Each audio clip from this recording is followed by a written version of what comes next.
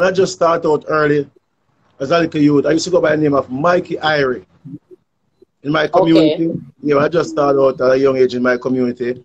And then I win the first DJ contest, and promoter from Kingston by the name of Sassafras said he's gonna change my name because at that time there was a lot of Irie. You used to have Clement Irie, Okay. Milton Irie, Michael Irie, you know, so many Irie. So he decided to change my name to Nigga Mike. So I took the name Nigga Mikey, but it was until I started to travel out of Jamaica, I realized that the name Nigga was offensive overseas.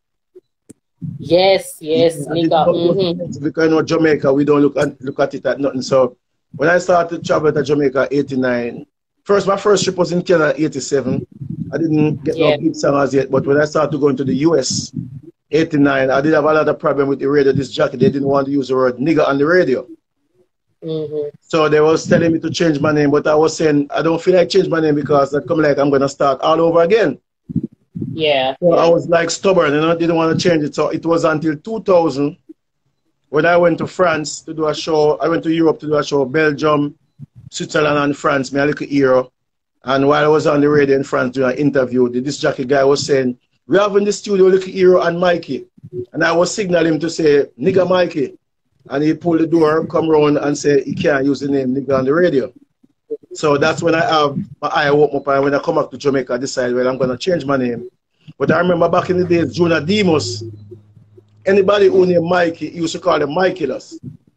And anybody who named Michelle, he used to call him Mishibu. So I was searching for a name. Yeah, I was searching for a name, and I remember that Junior Demus used to call me Mikeylous. And I just started using the name Mikeylous in 2000. But I'd have to work extra hard to get a hit. So 2005, I get that hit song on the hard jug, Sticky Over Foreign and Sticky in the Yard with the new name. And from there, just keep going, you know?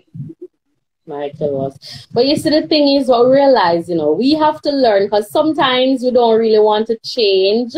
But at the end of the day, we have to learn as we go along. Right. So you probably we have to learn as we go along, because I did stubbornly didn't want to do it, but I realized that it was causing a blockage, because even in California, I didn't know that a lot of this jacket didn't want to use the word.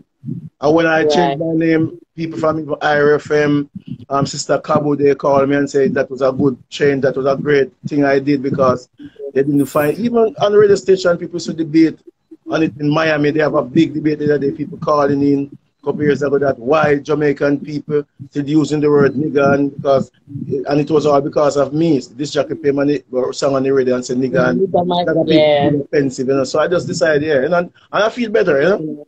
Feel better changing. So you have been in the music industry for years. How would you describe your journey? My journey? My journey is rough. Ever since I start out this music, my journey is rough. But what I learn and what I get to understand about life, some people journey gonna smooth from the start to the end. Some people journey gonna start smooth and then it get rough, and then it get smooth and then it get rough. And some people journey gonna start rough and then it get smooth. But being a spiritual youth, I learned to appreciate and accept, because I know people who start out with me up till now, they don't make one step further. So I still have to give thanks. And when I say why I say it's rough, because I remember when I just started out, there was something special about me. When I just started out in my community, and all of us, that a lot of guys in the community, like we start to DJ and sound system, whenever time I go to hold the mic at night, my friends, my fellow friends, they line up to boo me. So I know that there was something special about me, because whenever time I hold the mic, it's like a different, people draw attention, people come closer. So I know that I was going to get a fight, but I didn't recognize the fight until 1987. I was in Jacobilla. I won National DJ Contest 1985 in Senton. And 85, 87, I was in Jacobilla and DJing. And there was this promoter from Canada who was in the dance. And he liked what I was doing, so he decided to bring me and Junior Demus to Canada. I used to hang out at a place called James Avenue, Orchards.